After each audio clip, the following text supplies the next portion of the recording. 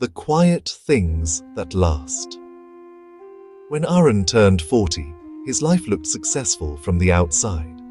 He had a stable job, a decent apartment in the city, and enough money to never worry about bills.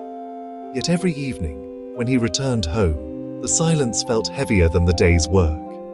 Not peaceful silence, an empty one. He had spent most of his adult life chasing certainty, promotions, savings, goals, timelines. Somewhere along the way, he had stopped listening to others and to himself.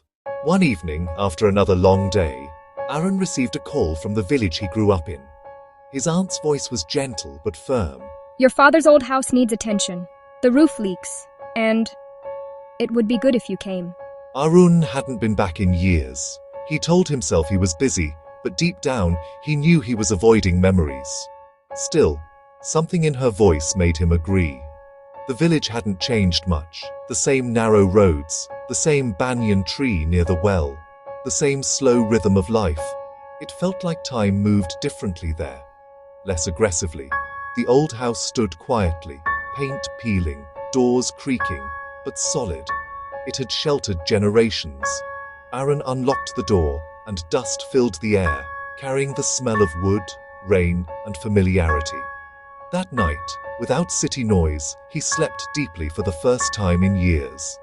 The next morning, Aaron met Mira. She lived in the neighboring house and looked after her aging mother. Mira was calm, observant, and spoke slowly, as if choosing words carefully. She brought over homemade tea and sat on the steps, not asking many questions. People in the village noticed how she listened, not to respond, but to understand. Over the next few days, Aaron helped repair the house. Mira often joined, handing tools, offering water, or simply sitting nearby. They spoke about small things: weather, food, childhood memories. No rush, no performance. Aaron realized something unsettling. These quiet conversations felt more fulfilling than years of meetings and deadlines. I don't know why I feel so tired all the time. I did everything right. Doing everything right doesn't always mean doing what feels right. She told him about her life, how she once left the city after burnout, how she chose care over speed, presence over ambition. It wasn't an easy path, but it was an honest one. That night, Aaron lay awake, thinking about how much of his life had been spent preparing for a future he never paused to live. Days turned into weeks. Aaron delayed his return to the city. He started waking early, helping neighbors, sharing meals. He noticed how people looked out for each other, not because they had to, but because they cared.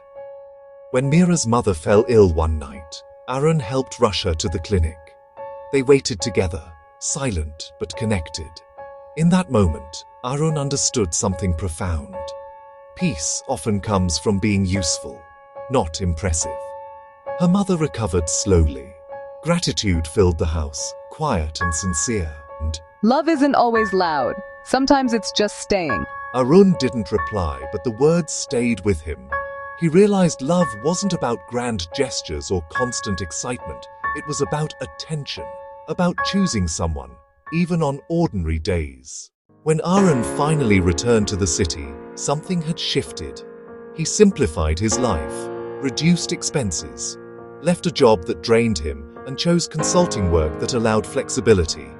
He visited the village often, not as an escape, but as a reminder. His relationship with Mira grew gently. No rush, no pressure, just shared days, shared care. They didn't promise forever. They promised honesty, patience, and presence. Years later, Aaron would say the most important lesson he learned wasn't about success or failure.